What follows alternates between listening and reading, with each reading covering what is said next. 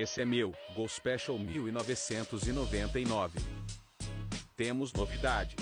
Depois de muita procura, achamos um quebra-sol que sirva no Gol.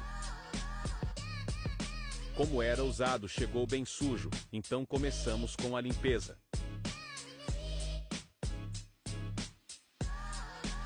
Depois de esfregar bem, esse foi o resultado.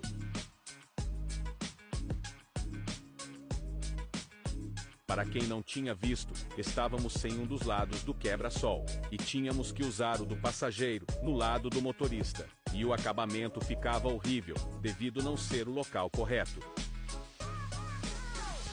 A instalação é bem simples, 2 parafusos de cada lado e pronto. Agora vamos para o resultado final. Detalhes que fazem toda a diferença.